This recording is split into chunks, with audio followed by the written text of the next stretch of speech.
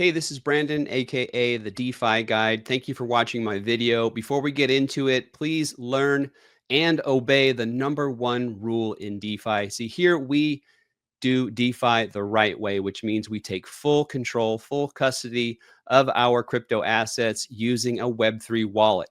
And a Web3 wallet is a seed phrase. A seed phrase is a wallet. And so your most important job is to keep that seed phrase safe and secure and keep it to yourself, okay? Keep it a secret.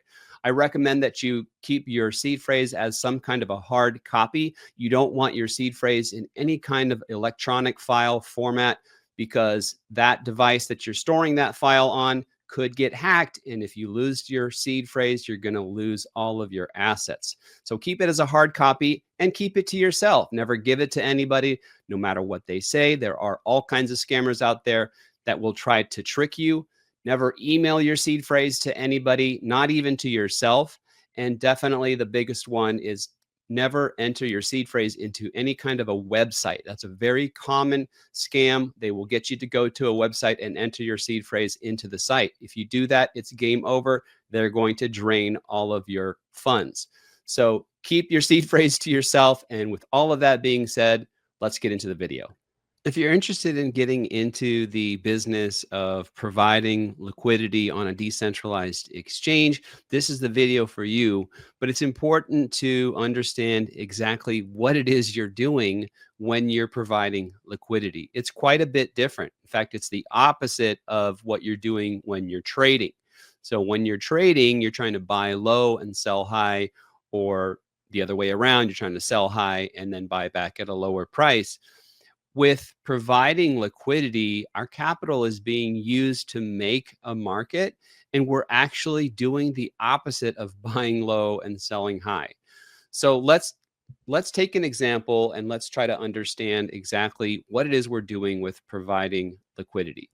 So because our capital is being used to make a market, what that really means is our money, our capital, our coins are being used to fill orders. To say that another way, our capital is always being used to take the opposite side of any trade. So if somebody buys, we're selling. If somebody sells, we're buying. So let's take a quick look at an example.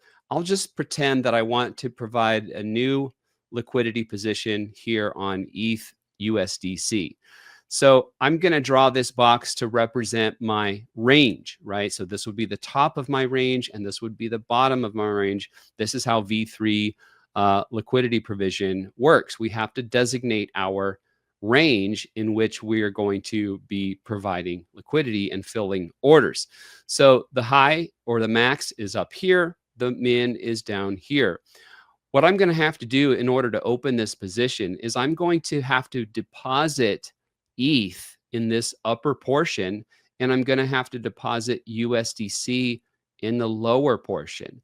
So the reason for that, and the reason I'm saying the ETH is up here, is because if traders are buying ETH, our capital is taking the opposite side of that trade. So in other words, if they buy ETH and the price goes up, we need to load our position with ETH that's going to be sold to the traders. Likewise, if traders are selling ETH and the price is going down, traders are selling, our capital is buying. So we need to have USDC in this lower portion of the position, and that USDC is going to be used every time a trader sells ETH. We're buying the ETH with that USDC.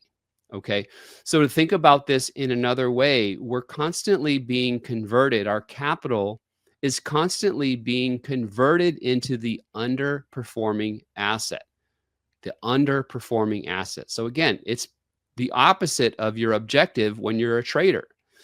And so if ETH is outperforming the dollar, price is going up, our position is being converted. We're selling ETH on the way up, and by the time price hits the top of our range and escapes out the top of our range, our capital has been fully converted. All the ETH that we loaded into the deposit, into the position, all that ETH has been sold off, and our capital is now 100% USDC. We've been converted into the underperforming asset.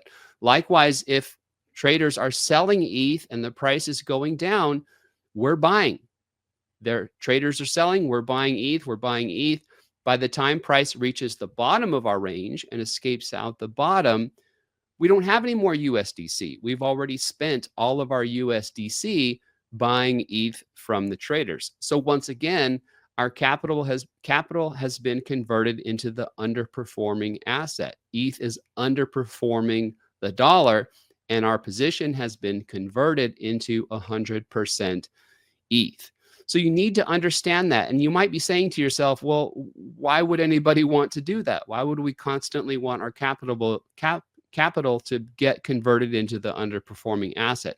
And the answer is we get paid. So every time a trader swaps ETH for USDC or USDC for ETH, they have to pay a trading fee or a swap fee. So as liquidity providers, we collect those fees. And ideally, the price stays within our range for a long time and has a lot of volume, and the price goes up and down and up and down and up and down inside of our range. We're going to collect a bunch of fees, and we never have to worry about, what are we going to do if and when the price escapes our range. So that's it for this video. I just wanted you guys to have a firm understanding of exactly what you're doing when you're providing liquidity. In the next video, I will talk about what to do when price escapes your range, and you might consider rebalancing. So we'll talk about that. If you enjoyed the video, please like the video, leave a comment down below, subscribe to the channel, and turn on notifications for all the next videos. Thank you.